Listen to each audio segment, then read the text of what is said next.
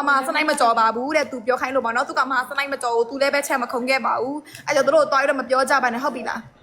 အေးစင်းနေလိုက်တော့ 你弟也冇啦，都是那叫他们叫啦。 နေဘာဖြစ်နေရလဲငါနေနဲ့ငါတော်တော်ချစ်ခဲ့တဲ့ကောင်မလေးနော်နေကောင်မဆိုတော့ဟုတ်တယ်နော်အဲ့လောက်ဒီနေအဖုတ်တဲ့အဲ့လောက်ဒီကာကွယ်ပေးနေကြမလို့တန်းညွတ်ငါပဲနည်းနည်းပြန်စဉ်းစားငါပဲနည်းနည်းပြန်ပေးနေပြောရနေကိုချစ်တဲ့သူကိုကာကွယ်ပေးဆိုငါပါလေအဲ့လိုငါပါလေ 你那洗澡那个刚才老别开了冇啦。 အေးနေငါပေါ်မှာကောင်းနေအဲ့လိုငါနေကဘာမှမပြောဘူးနေအေးဆေးနေဟိုခုကနေကဘာဖြစ်ချင်နေကောင်မစလိုက်မကြော်ပါဘူးလို့ပြောစီချင်တယ်အမလားအဲ့ဆိုကိုကကိုတော့ကွာကွယ်နေကောင်မငါကာကွယ်ပေးရနေကောင်မနဲ့ငါနဲ့အမျိုးလဲမဟုတ်ရွှေမျိုးလဲမဟုတ်နော်နင့်ကိုလူရလာအောင်လဲနင်းအဲ့လောက်ဒီငါအတွက်စောက်ရှင်းရှိမနေအရေးလဲပါမနေအဲ့လောက်ထိမလူတော့လို့နင့်ကငါပေးလိုက်တာလေနင့်ငါဆွဲတယ်ငါ3ခါတီတီငါဆွဲတယ်ဘသူ့ကိုရွေးမှာလဲနင်းအဲ့ဒီကောင်မကိုရွေးရလေရွေးနေအောင်လိုက်သွားလေပြီးပြီလေငါနင့်ကမဆွဲတော့ဘူးလေမဟုတ်ဘူးလားအဲ့ဒါနေဘာဖြစ်နေရငါဒီလူချင်းတီကြောင်လောက်ခဲ့တာဘာတူလဲလို့ငါမေး အေးဟုတ်တယ်ငါလှုပ်လိုက်တယ်ပြီးပြီမလားအေးသွားတော့အေးစင်းနေငါနေ့ဟုတ်တယ်ငါနေ့လှုပ်လိုက်တယ်ထားလိုက်တော့နေကာကွယ်နေမှာတကွာကွယ်ဟုတ်ပြီလားငါနေ့နင်းနဲ့ငါနဲ့ပြီးပြီနေ့တည်းအများကြီးထားခဲ့တဲ့တန်ရောစီမျက်နှာလေးထောက်နေတာမို့လို့ငါဘာမှမပြောပဲကြည့်နေငါတော့ကျေးဇူးတင်တယ် အရင်ကအဲ့လိုထောက်ခဲ့ရင်ငါပေါ်ထောက်ခဲ့ပါလားအဲ့လိုမျိုး အရင်နေပါလာပြောနေခုကလက်ရှိကိုပဲပြောလက်ရှိမှာနေလောက်သွားလို့ရလက်ရှိအပြည့်ကိုပဲပြောငါမောလာပြီနော်နေနဲ့ပြောရတာတကယ်ပဲ လက်ရှိဆိုမှတိတ်မှနေလောက်ခဲ့တာမဟုတ်လားငါဒီလိုလူတယောက်ဖြစ်အောင်ဘယ်လိုနီကိုတန်တုံးပို့ခဲ့တာ လူတရားပြောင်းနေငါ15ရက်နဲ့ငါပြောင်းပေးလိုက်ရလား 15ရက်လုံခဲ့တစ်နှစ်ကျော်နေငါဘယ်လိုချိုးခဲ့လဲလောက်ခဲ့ဆိုငါခွန်းလောက်တယ် နေငါဘာလုပ်လိုက်လဲနေဘက်ကငါမကြည့်ခဲ့ပေးဘူးလားဘာတခုမှမကြည့်ခဲ့ပေးဘူးလားတန်းညွတ် 你几开杯的时候，俺们家人你把我们想回来了。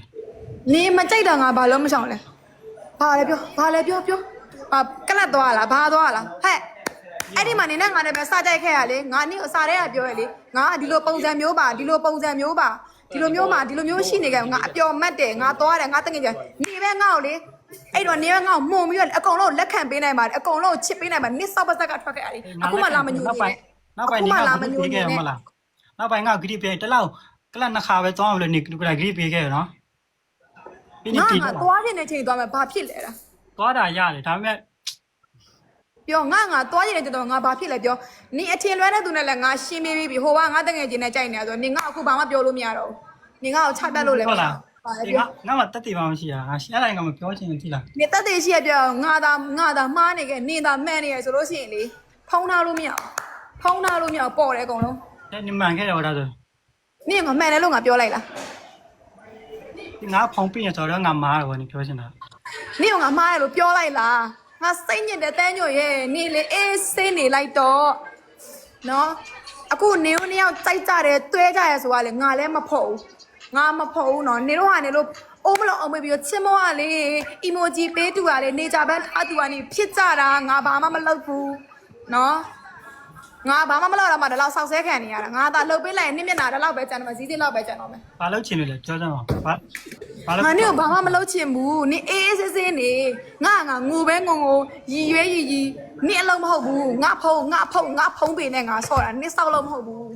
းနေတလောက်ချင်းနေနင်ကောင်မနေတာကာကွယ်ပေးနင်ဟာနေဂျပန်ကိုပဲလိုက်ဂျပိုးပဲဖြစ်ဂျပတ်ပဲဖြစ်နော်ခရံနဲ့ပဲကာငါနဲ့မဆိုင်ဘူးဟုတ်ပြီလားနေတို့နှစ်ယောက်ချစ်ကြတယ်နှစ်တက်မှအဖောက်တက်လေးနဲ့နင်ပျော်ရွှင်အခုချိန်မှာနင်ကောင်မနဲ့နေပျော်နေရမှာဒီလားငါနဲ့လာပြီးရန်ဖြစ်နေရမှာမဟုတ်ဘူး အဲ့ဘာလို့ကိုနေမနေရလို့ကြားလို့လေဒါပေမဲ့ဟိုစနိုက်ကြောပါစတော့လိုက်ဆွဆွဲနေရနေကြားလို့ပဲမနေဖန်နေပါ မဟုတ်ဘူးမလားနဲ့ ဟိုကနေတိုင်းလာကိုနေလဲတည်ရနေတည်ရမတည်လား ငါဘာလို့တိပေးရမှာငါငါချစ်တဲ့သူတယောက်လုံးပါသွားတော့ငါဘာလို့တိပေးရမှာငါဘာလိုက်ပြီးနားလဲပေးနေရမှာပြောကြည့်ပါဦး ဒီနားလည်းပဲနေငါရှင်းပြခိုင်းစီချင်တာ तू စနိုက် ငါ ကြော ဘာလို့ရှင်းပြပေးရမှာလဲအဲ့တဲ့ပုံဝေးမယုံမာခဲ့တာမလောက်ခဲ့တာပဲဒီငါတော့ကျေးဇူးတင်တယ် ငါဘာယုံမှာလဲပေါ့ နေခုဘာဖြစ်ချင်နေရလဲငါမေးတဲ့တန်းညွတ်နေကောင်မငါမကာကွယ်ပေးနိုင်ဘူးနေကောင်မငါမရလဲမငါအမေလဲမငါညမလဲမငါဘာလိုက်ပြောပေးနေရမှာ အဲ့ဒီရှင်းခိုင်းစီချင်တာ စောက်ကောင်ထွက်သွားတော့အေးစိမထွက်သွားဘူးဒုက္ခရလာပေးနေစိတ်ဒုက္ခရ အဲ့ဒီဒေါက်တင်ခံခဲ့ရတာဘာလို့တော့ နေဘာပြောပြန်ပြီလဲခုက ထားလိုက်ခဲ့ထားငါစီအခုကငါတိချင်တာနေလဲတိရငါလဲတိရ तू လဲတိရ तू စနိုက်မကြောဘူးဆို ဒီ တော့ အကုန်လုံးသိတယ်ဟုတ်ပြီစနိုက်မကြော်ဘူးဟုတ်ပြီနေသွားလိုက်တော့ရပြီငါနေဘာမှပြောတော့ နေပါစကထမ်းထွက်လာနေငါလည်းနေ့အကြောင်းငါခုတည်းငါဘာမှမပြောနေဘူး အေးရပါဘူးလားပုပွင့်လေးလေးပြောပဲ နေလဲနေ့အကြောင်းနေအတိဆုံးသလိုငါတို့ဖြစ်တဲ့ပြဿနာအကုန်လုံးလဲငါတို့ပတ်ဝန်းကျင်အကုန်သိဘသူမှန်အကုန်သိရတယ်နော် ဒီနာနှစ်ကြောင်ကအတိဆုံးနော် အေးဟုတ်တယ်နေအတိဆုံးနေအတက်ဆုံးဟုတ်ပြီနေအတိဆုံး ပြောလို့ဟာဒီပါငါစကားမတက်ထားပါတော့ဒါပဲ နေကစကားမတက်တာမဟုတ်နော်နေပြောချင်တဲ့စကားကိုနေကရှင်းတဲ့နောက်နဲ့နေမညီတာကိုပြောချင်တဲ့စကားကိုနေပြပြမယ်လူတယောက်ကကိုသာမှန်နေပြီကိုပြောချင်နေပြီဆိုလို့ရှိရင်နေထုတ်ပြောလိုက်ပြောအောက်မှာဒီမှာကြည်နေသူလူ4000ကျော်ရှိရသူတို့စဉ်းစားလိုက်မယ်ဘယ်သူမှန်လဲဆိုတာနေပြောထုတ်လိုက်ဘာမှမဖြစ်ဘူးငါကိစ္စမရှိဘူ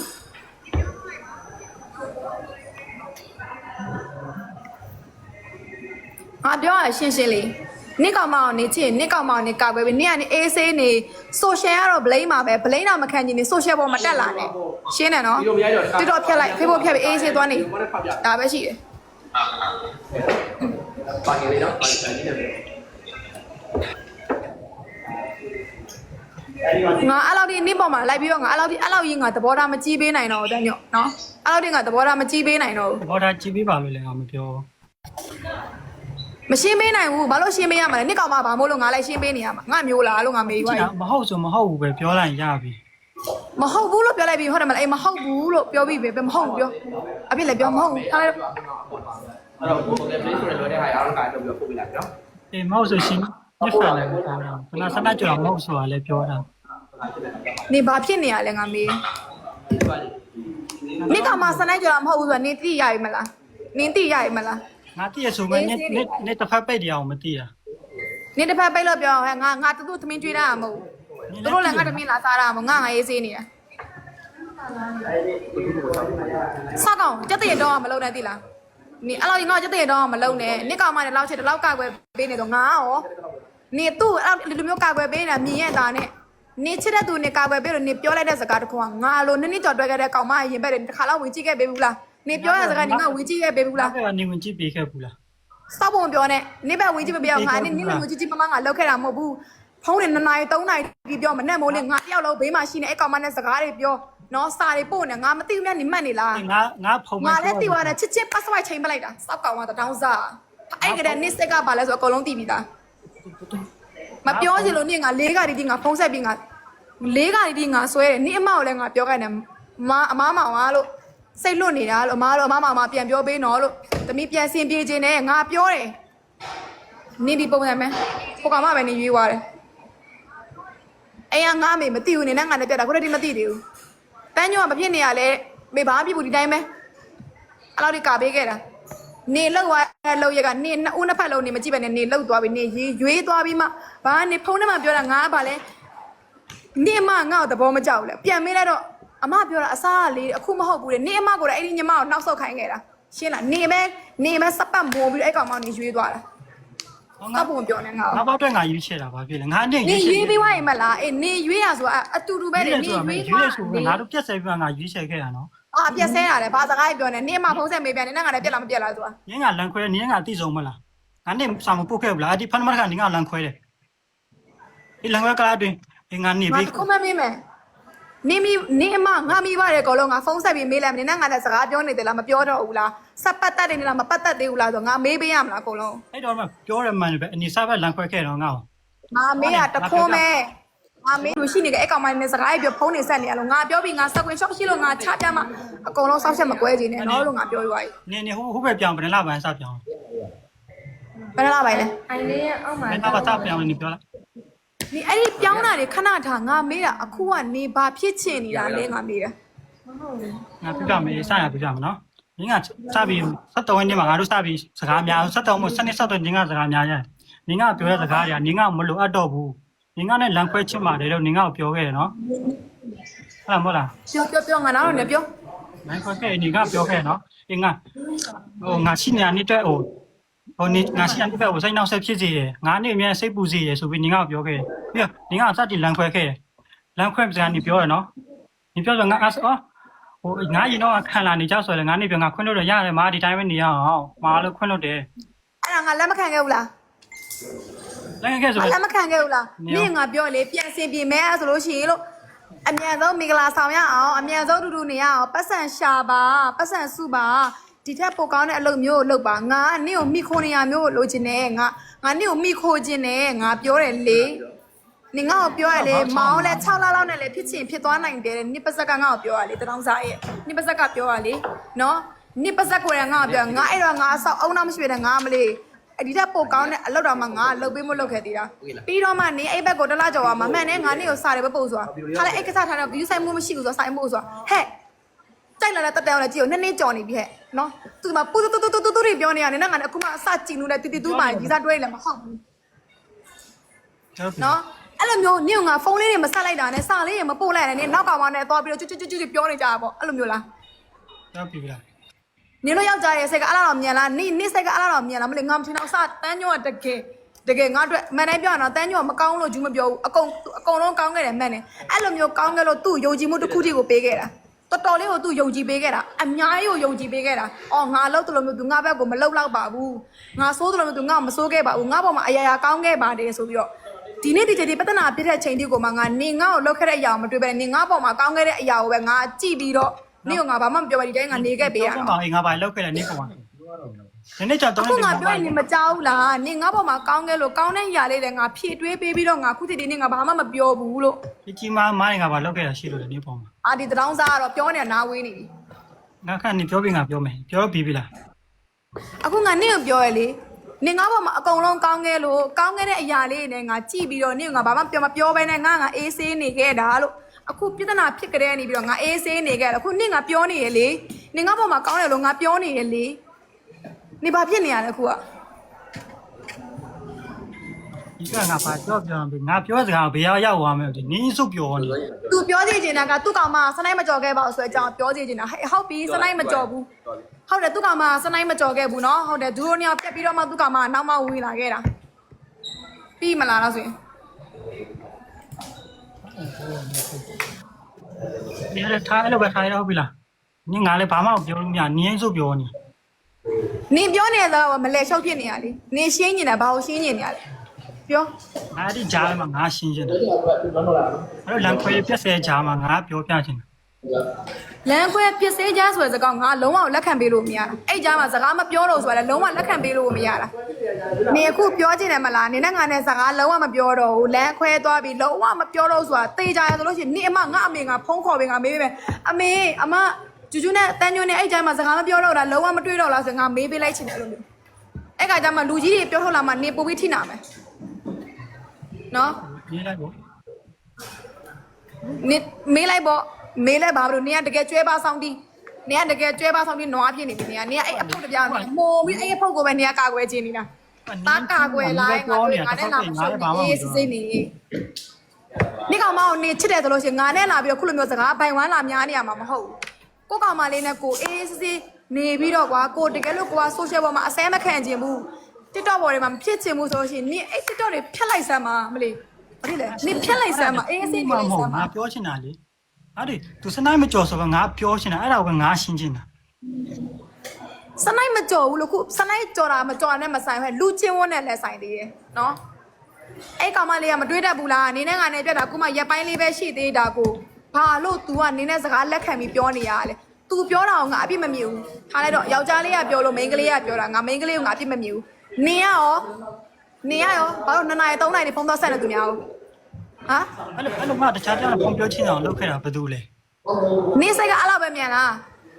နင်ပြောရချင်တယ်ဆိုတာဘာစကားလဲစပတ်စကားလားနင်ပြောချင်နိုင်ကြအောင်လုပ်ခဲ့တာဘာလို့လဲငါလူကြအမြင်မြန်ဆန်တဲ့ရွေးချက်အောင်လုပ်ခဲ့တာဘာလို့လဲဘယ်သူလောက်ခဲ့လဲစောက်ဖို့မပြောနဲ့တန်ညွန့်က你记了妈的你ရွေးချယ်နေမှန်တယ်မလားရွေးလိုက်အေးစင်းနေပြီးငါ့ကိုလုံးချုံနဲ့ငါမှန်တယ်ငါကောက်ကိုငါလည်းယုံ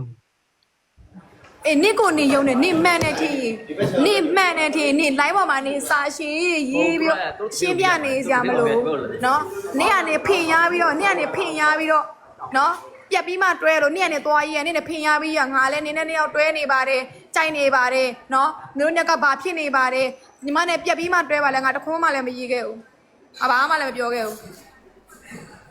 ငါပြောခဲ့ရင်တော့တမျိုးငါပြောခဲ့ရင်ငါရှင်းပြီးလို့ရဲတယ် နေတော့နှကောင်လို့ရဲ့စောက်ခွက်ကိုငါငဲ့နေလို့ငါဘာမှမပြောဘဲနေလိုက်တာတိလားနေငါပေါ်မှာကောင်းခဲ့တာလေးကိုငါဖြည့်တွေးပြီးတော့ကြည့်ပေးပြီးတော့ဘာမှမပြောဘဲနဲ့အခုချိန်လေးနေခဲ့ပြပဲငါ့ကိုကျေးဇူးတင်နော်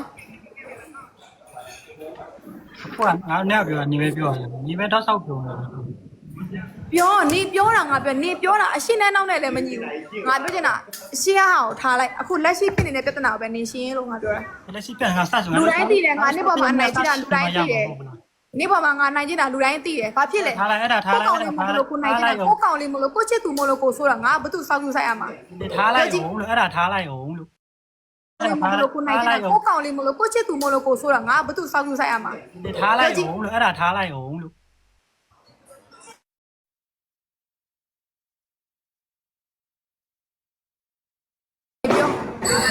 ဟာလန်ခွဲအားဘာလို့လန်ခွဲလိုက်နော်ဒီနေ့အဲ့တော့လန်ခွဲနော်အဲ့တင်းနဲ့ဒီမှာနေငေါ့စာပေါ်မှာ အဲ အဲ့ဒီဟာဆက်လေး15နှစ်စပြီလန်ခွဲနော် ဒီခွဲ တင်နာမှန်နော်အဲ့တော့အဲ့ဒါစကားပြောကြမှန်တယ်ဒါပေမဲ့နေပြန်ငါ့မလို့လာဘူးဆိုတဲ့စကားတွေကငါခံစားနေရတယ်ငါကိုယ်တိုင်လည်းသိတယ် မလို့လားဆိုနေအစားနဲ့ထွက်သွားလိုက်လေအဲ့ကတည်းကထွက်သွားလိုက်ပါဘယ်လိုငါတော့ ငါပြတ်တောင်ဆုံးဖြတ်တယ်ပြီးတော့ငါတင်းနဲ့နေငါနေမဆက်တယ်နေတယ်ပြီးတော့ငါဟိုခါနေအဲ့တော့ဒီမှာငါတို့စကားပြောကြမှန်တယ်ပြီးတော့ငါဆုံးဖြတ်ချက်ချတယ်ငါဘာဆက်လုပ်ရမလဲသူကငါမလို့အပ်တော့ဘူးလို့ငါသိနေတယ်သူကငါမလို့အပ်တော့ဆိုတော့ငါသိတယ် ဘယ်လိုလုပ်ရမလဲ तू ကငါ့ကိုမလို့အပ်တော့ဘူးငါလာတဲ့နေ့ဒီမောက်စီမဝင်လာတော့ဘူးလား ငါဖုန်းဆက်နေဖုန်းကင်လို့လား ငါကင်လိုက်တယ်နော်ငါကင်တဲ့နေ့က तू စားမွေးနေ့ထိငါကင်သေးတယ်နော်ပြီးလို့ရှိရင်ဟိုမမွေးနေ့နန်းနေစင်မွေးနေ့ထိနေနဲ့ငါနဲ့ရှိနေသေးတယ်နန်းနေစင်မွေးနေ့ကနေ့စီကငါပြန်လာတာအဲ့ကောင်မလေးနဲ့အဲ့နေ့မှာအဲ့နေ့မတိုင်ခင်တည်းက तू စားမွေးနေ့ကတည်းကအဲ့ကောင်မလေးနဲ့ဆောင်ငါမိထားတာအဲ့ကတည်းကလည်းငါနေ့ကိုပြောတယ်စောက်ပုံမလုံးနဲ့အကုန်လုံးရှိရယ်နော် तू စားမွေးနေ့ကပြန်ကြတဲ့အဲ့စားတွေငါအကုန်မိတာလားအကုန်မိလို့နေ့ကငါ6ပြီးပြောတယ်ကြမ်းပြီးလဲငါပြောတယ်စာဘာလို့ရေးရလဲ तू နဲ့ကဘာလို့ပြောနေရလဲဖုန်းမေးတယ်ဘာမှမဟုတ်ဘူးဒီတိုင်းစိတ်ကစားလောက်ပဲနင်ပြောတာငါ့စိတ်ကစားလောက်ပဲဆိုလို့ရှိရင် तू မပြောနဲ့တော့နော် तू ဘလောလိုက်တော့မလုံနိုင်ဘူးတဲ့မောက်အရင်စိတ်ရှုပ်ထွေးနေတယ်အော်ငါထားလိုက်ပါတော့အနေဝေးလို့ပါငါကောင်လေးကဒီလိုမျိုးမဟုတ်ပါဘူးတန်းညောကငါ့ပေါ်မှာအရင်ကောင်းခဲ့တဲ့သူပါနော်တန်းညောကငါ့ပေါ်မှာအရင်ကောင်းခဲ့တဲ့သူပါငါ့ပေါ်မှာအရင်ဟိုဖြစ်တဲ့လူပါသူဒီလိုမျိုးလုံးမှာမဟုတ်ဘူး ဟောငါနားတော့ပါ နောက်တစ်ပတ်ဒီငါစောင့်တယ်နောက်တစ်ပတ်ဒီငါစောင့်တယ်ငါစီစာမလားအကြောင်းမလားပါမလားပါမှမလားဘူးအဲ့ကောင်မနဲ့ပဲချစ်ချစ်တူတိတိနူစကားပြောနေကြတာနော်အဲ့ဒီလည်းငါနေနားလဲပေးသေးတယ်ငါဘာမှမပြောဘူးငါနားလဲပေးသေးတယ် အဲ့ဂျာမှာငါနှစ်ခါလန်ခွဲနော်ပထမနေ့ပဲစပြောဒုတိယငါပြစပြောငါတရားစပြောချင်း ဆောက်ပါဇက်ကပဲပြောခဲ့တာဟေးနင်းနဲ့ငါတူတူရှိနေကြပဲလေငါနေတော့ပြန်ဆွဲရလေငါနေပြန်ခေါ်ရလေနေပဲငါ့ကိုအဲ့ဆိုလို့ချင်းမနေပဲပြောလေပြီးငါမေစီနေပဲလိုက်လေရလေငါမေစီနေသွားတော့ကလေနင်သွားတာပါလေနင့်တော်စီသွားတယ်ဆိုလားနင့်ကောင်မအောင်နေပြောတာနင့်ကောင်မဆောက်ပါဇက်ကပဲငါ့ကိုပြောလိုက်တာဆောက်ဖို့ အဲ့ဒါနဲ့ရင်းနေပြီးတော့ပြီရင်းခေါ်သွားတော့ အဲ့တော့နှစ်ခါလန်ခွဲနော်ပထမတစ်ခါပထမတစ်ခါနေပြစဒုတိယငါပြစအချင်းမှာငါသူနဲ့လုံးဝဟိုစားဒီသားမဖြစ်သေးဘူးငါစကားဆောက် မဟုတ်ပါဘူးပါပြီးတမီးငါပြောခိုင်းတယ်တမီးပြောပါတမီးမပြောပေးနိုင်ဘူးဘာလို့သူ့အတူဖြစ်လိုက်ခဲ့တမီးမပြောပေးနိုင်ဘူးလား သူပြောနေတာစတိုင်းမကြုံဆိုတဲ့အကြောင်းညီမကိုပြောပြီးပြီ အေးမကြောက်ဘူးမကြောက်စိတ်ထဲမှာမှတ်လိုက်လေတော်ပြီလေ မကြောစိတ်တော့မရနေကိုယ်တိုင်နဲ့တည်ဆုံးမဟုတ်လားအဲ့တော့ တော်ပြီကျွန်တော်ပြောတာညီမမျက်နှာရရင်းခေါ်ပြီးတော့မတော်ပြီ တော်တာငယ်တဲ့ရောင်နဲ့ energy တွေကုန်နေပြီလူကဒီဆိုင်လောက်ဒီညဟော့ပွားလိုက်ကြရအောင်ဖြစ်နေ လိုက်တယ်နေရဟောပါရတာ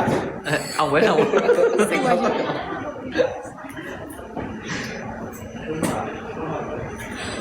ငါပြောရွားပြီနေ့ကမှစနိုက်မကြော်ဘူးဆိုတဲ့အကြောင်းလဲငါမပြောပေးနိုင်ဘူးကြော်ခဲ့ရဆိုတဲ့အကြောင်းလဲငါမပြောပေးနိုင်ဘူးငါနဲ့လည်းမဆိုင်ဘူးနေ့ကောင်မငါမိအမေလည်းမဟုတ်ငါအဖေလည်းမဟုတ်ငါရွှေမျိုးသားချင်းလည်းမဟုတ်ဘူးနေချစ်နေ့ကောင်မစနိုက်မကြော်ဆိုတဲ့အကြောင်းနေ့တိုင်း line ပေါ်မှာတင်ပြီးတော့ပြော နေလည်းတည်ရမဟုတ်ဘူးအဲ့ဒါ ပြီးတော့ပြောဒီလောက်ပဲငါနဲ့လာမရှုံးနဲ့နင်းနဲ့ငါနဲ့ဘာမှမဆိုင်တော့ဘူးဟုတ်ပြီလားနေချစ်တယ်မလားနေချစ်ကိုချစ်တဲ့ကောင်မလေးကိုကောက်ွယ်လေးနေပြောနေချစ်တဲ့ကောင်မလေးနေကောက်ွယ်နေကောက်ွယ်လိုက်နင်းနဲ့ငါနဲ့ဘာမှမဆိုင်ဘူးအခုအများချင်းပန်းနေပြောနေပြည်သူချင်းပန်းဖြစ်တော့မယ် ဖြစ်ရတော့ငါသိချင်တာနေလည်းတည်ရငါတည်အဲ့တော့ရှင်းပြလိုက်ပြီး နေလဲတည်းငါအေးနေစနိုက်မကြောက်ခုငါပြောနေစကားထဲမှာစနိုက်မကြောက်စကားဘယ်ထိပါနေလဲဆိုတော့သူတို့အကောင်လုံးဆယ်မှာ9000ကျော်သူတို့ကြည့်တယ်သူတို့ကထမင်းစားရတယ်အုံနောက်ရှိတယ်သူတို့တွေးတတ်တယ်ငါပြောပြီးမလားသူတို့တွေးတတ်တယ်ချင်းဘက်ရဲ့အစားနေငါမမုန်းသေးငါချင်းလဲမချင်သေးဘူးငါချစ်နေသေးတယ်သိလားငါချစ်နေသေးရဲ့နင်းကိုဟိုနင်းငါဖြည်းဖြည်းနဲ့ငါယွန်းအောင်ယွန်းလာပြီဖြည်းဖြည်းနဲ့စောက်ကောင်အေးစင်းမနေဘူး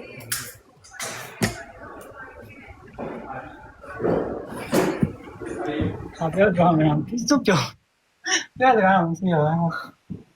နေပြောချင်တဲ့ဒိဗ်ငါတိတယ်နေကနေ့ကမှစနိုက်မကြိုးဆိုရဲကြောင်ပြောစီချင်တယ်မလားအခုဖြစ်လာတဲ့ပြဿနာအဆအဆုံးငါရှင်းပြလိုက်ပြီးပြီသူတို့စဉ်းစားတတ်တယ်သူတို့ထမင်းစားတယ်လို့ငါပြောငါတို့တက်စာပို့တတ်တယ်သူတို့စဉ်းစားလိုက်တယ်ငါလေတကယ်တညုံငါနေတဲ့တကယ်မော်နေအဲ့လောက်ထိငါ့ကိုနေဘာဖြစ်လို့ငါ့အစားတဲ့အဲ့လိုမျိုးမရစ်ခဲ့ရလဲ 我不要你爸。 ညီမပြီးနေပြီ तू ညီမမေးမေးနေ 你妈过来一年这边压力表来，把你表来等我找。对对对。 ငါပြောအဆုံးနေပြီ အားလုံးပဲနှုတ်လိုက်တော့ 你那表都是就表呢。 ဘာလို့ပြလဲပြောမှာငါနဲ့နင်းနဲ့ငါနဲ့ကပါလဲ ဘာကြောင်းရှိတယ် ပြေးလိုက်တာဘာကြောင်းရှင်ပြေးလိုက်တာဘာကြောင်းရှင်နဲ့ငါနဲ့အဲ့လိုပြောနင်းနဲ့ငါနဲ့လဲခွဲသွားပြီလေလဲလွဲပြီလဲခွဲငါနင်းနဲ့ငါနဲ့ပြေးလိုက်ကြဘာကြောင်းရှိလဲပြောကြည့်ပါဦး ဟုတ်တယ်ဒီလေးလေးပြော ဟမ်ပြေးလဲပြောအောင်ပါလဲလို့နင်းနဲ့ငါနဲ့က